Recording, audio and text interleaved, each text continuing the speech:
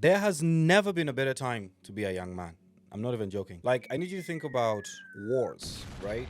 We are not being forced or conscripted into wars. You don't have some landlord, in the true essence of landlords, that is going to enslave you for staying on his land. You don't have a king that is forcing you to pay fealty. No. Or in many African, societies, the king could even walk into your house and take your wife. But at the same time, there hasn't been a more confusing time to be a young man. Every day you're told to hustle, but also to slow down.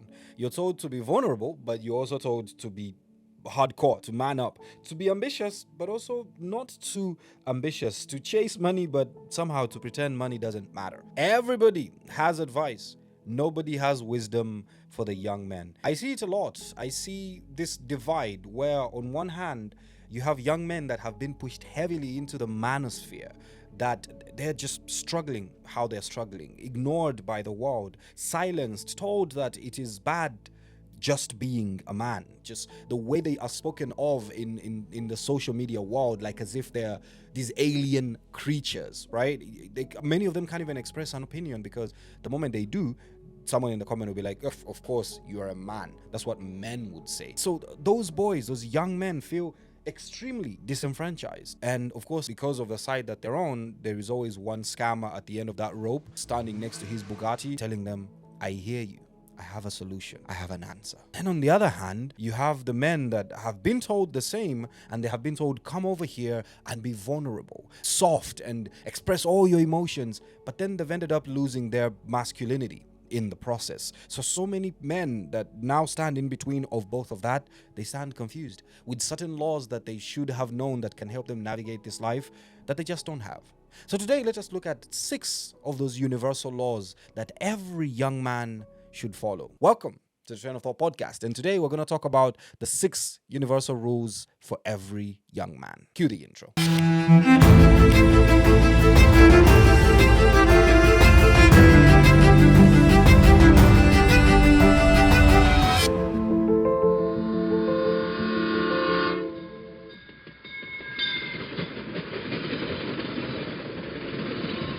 And for all the young men and women watching this, please don't forget to like, share, subscribe, comment, and everything that you can do. It helps this channel grow. We are trying to grow the Train of Thought community into the biggest in Africa. We're doing amazing on Instagram and TikTok, but we're still struggling on YouTube and Spotify. So like, comment, share, subscribe to this channel, and let us grow the platform. Let's keep it going. Rule number 1, stay grounded until you have a reason not to be. In the immortal words of Erling Haaland right before he collected a loss from the Premier League, stay humble, be humble. A six-pack isn't success. A nice car isn't success. A nice house isn't success. Hell, even a viral post on social media isn't success. It's not even an indicator. Real confidence doesn't announce itself. It quietly gets back to work. Look at the tallest building in the world. The higher they rise, the deeper the foundations must be. So the higher you want to go in this life, the deeper your foundation must be. Don't try to fly early to be the best quickly before the world has given you or before you have created a strong enough and deep foundation. I have seen so many young men that have made some money so quickly, that enjoyed a lot of the life when they did, only for it to evaporate. Height without a foundation will always lead to a collapse, and success works exactly the same way. The moment that you believe you're above learning or correcting or teaching, you are already on your way to your downfall. The moment you believe you're above everybody in intellect, in capacity, in growth, in every other metric of success, the moment you believe that, you're already on your way down. Stay humble. Not because people deserve your humility or that you should worship them, but because your future depends on it. Rule number 2. This one is going to be a bit tough. Hold your nose. No woman is worth your life or your principles. Love is one of life's greatest gifts. It also remains one of life's biggest mysteries, really. We don't understand how it happens, why it happens. We just know that it does, and we just know the power that it has on us, the hold that it has on us. However, obsession is one of the greatest traps of love. Never build your entire identity around another human being. Never give your everything to whoever it is that you are in love with. Relationships should serve to enrich your life, but not to replace it. History is filled with men who destroyed their careers, friendships, families, simply because they confused emotional affection with dependency. History is filled with men that thought that it was worth it to fight for a woman that cheated on them only for them to lose their lives in the process. History is filled with men that started road rages to try to prove a point to the woman in their passenger seat that lost their life to this. If somebody, or if being with that person requires you to abandon your principles and put your life, your friendships, your family relationships at risk only because of them and no other external factor, that is not somebody you want to be with. That is not the queen that you want to build your empire with. Because that isn't love. That is possession. These people possess you. These people own you. The right relationship will expand your world beyond limits. I never understood the power of this until I got married. But the wrong relationship, it will shrink your world until only one person will remain. Do not dare shrink your universe to rotate around one person, because the moment they leave, your universe leaves with them. And that's when you find young men putting a rope around their neck because their woman left them. Nobody should be worth your life. Rule number 3, rock bottom is a trampoline. Failure for men especially, it always feels permanent to us, but actually I promise you, it almost certainly never is. I have failed so many times in my life, and yet somehow I keep moving forward. Somehow I keep developing. Somehow I keep making more money. Somehow I keep getting better experiences and better physical things to buy in life, despite all the failures. Because I've learned that failures they're meant to serve as this trampoline to allow you to bounce back up. When your business collapses, or you lose your job, or you lose a loved one, it is not the end of the world, and don't treat it as such. If you fail to provide for your family or your loved ones, or you fail to pay for a date, it's not the end of the world. You're just at rock bottom, and it's meant to serve as a trampoline to send you back up. Every time you fall down, it's not the end. It's usually the beginning. Let me give you an example. Bamboo. When you plant bamboo for years, almost, nothing happens. Nothing shows up. You can't see anything. And if you're not patient, you may think the bamboo is never going to grow. But the moment the bamboo comes out from the ground, the moment it breaks the ground, nothing can stop it. Bamboo is so powerful when it's growing that the Japanese soldiers used to use it to torture prisoners of war. They would put them on the surface where a bamboo sprout is growing, and the bamboo sprout will grow right through their internal organs. That is how powerful the growth of bamboo is. Nothing stops it once it breaks the ground. That is the same thing with your life. If you're all the way at the bottom, it may feel like you're never going to make it up. But history is filled with many men that did many great things after long periods of appearing like as if nothing was happening, like as if they were lost, like as if it was over. The creator of Alibaba, Jack Ma, he one time applied to a job that required 1,000 applicants, and he was 1,001, and he didn't get the job. He was fired from everywhere. He ended up founding $1 billion company. Like, it's this thing that you really need to understand. The setbacks, the failures, the things that throw you off, they are not meant to stop you.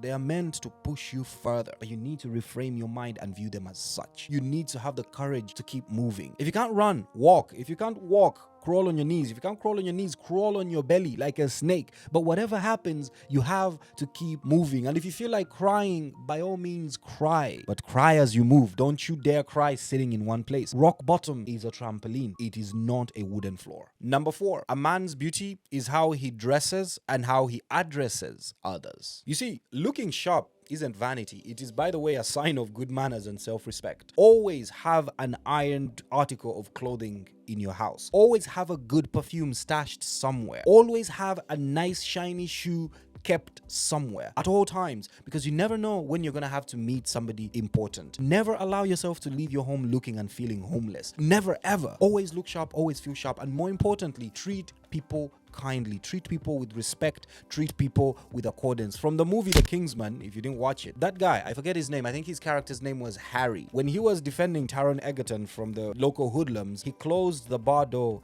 and said, "Manners maketh man." It is manners that make a man. It is not the money he has made. It's not the places he has been. It's not the people he knows. It's the manners and the way he carries himself. If you look good, if you smell good, if you present yourself properly, if you speak with panache and kindness and confidence and suave, a lot of doors will open for you, even in spaces that you didn't think would open for you. The waiter, the security guard, the janitor deserves to be treated with the exact same accordance and respect as the CEO. If you can't respect the janitor, you don't deserve the attention of the CEO. Your dress will open doors, but the way you address the world will decide whether they will invite you back into the room. Rule number 5, understand that chaos is part of the recipe. Most young men believe that success is a smoother journey, and I blame a lot of social media for that, because everybody somehow is very successful on social media. Everybody has the latest car, the best house, etc. Music is even worse. You have songs that glorify quick money everywhere.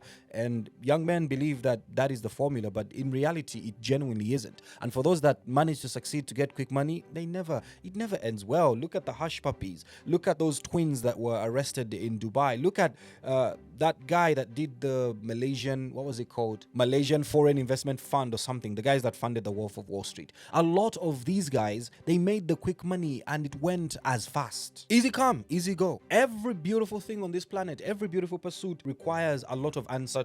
Business, marriage, parenthood, leadership, they're all beautifully chaotic. The chaos and the patience and the waiting, and it's part of the recipe. It is a feature of the food, the meal that you are cooking. It's not excluded from it. Don't expect it not to come as part of the package. There's a saying that rough seas make for good sailors and calm seas make for bad ones, and it's very true. You can't learn how to properly sail a boat if you're only on calm waters. It's the rough seas that will make you. As long as that water doesn't get into you, you can actually never drown. So stop interpreting every setback as if you're drowning, as if it's a death sentence. It's not. Chaos isn't your enemy. Very often, it is the coach. And rule number 6, become useful before you become impressive. Many people are convinced that they should look the part more than be the part. Many people call themselves experts on subjects that they have no idea about. Many young men have been convinced that looking rich is more important than actually being rich. And they fail to understand that. There's an interesting thing I noticed, and I don't know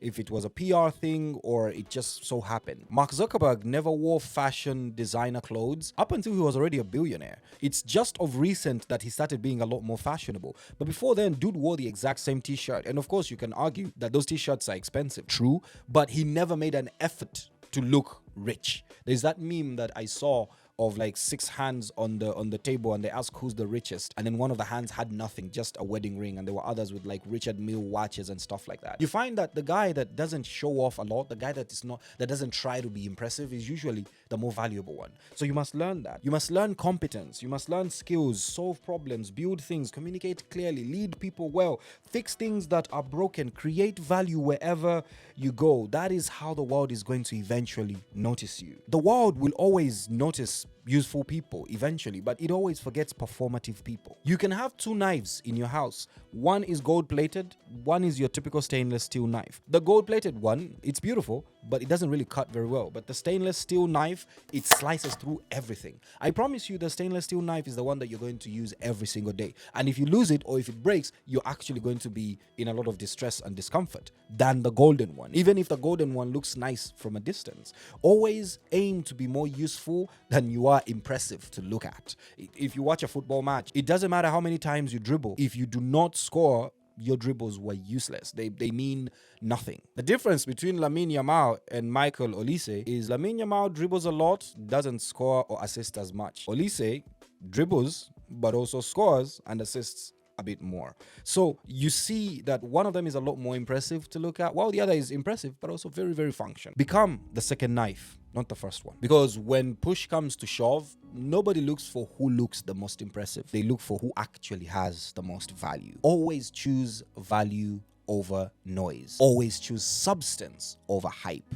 Being a man has never meant being fearless. Neither has it ever meant being emotionless and stoic and all these things that they force down our throats. It certainly has never meant pretending to have everything in life figured out. It means becoming somebody that other people can rely on. It means becoming somebody that has a grasp of the difference between their left hand and their right hand. It means becoming somebody that has the vision of the future. It means becoming somebody that is not only valuable to others, but most importantly, valuable to themselves. As a man, you must know these universal rules if you want success in this life. Stay grounded, stay calm, stay resilient, stay fearless as a man, but more than anything, stay wise, because wisdom will always defeat the noise of any fireworks of knowledge. My name is Haj Fauzan, and I'm your loyal conductor on the Train of Thought podcast. This episode was written by Imole and directed by Latifa, edited by Zaidan and Toby, directed by Wole Ogedon,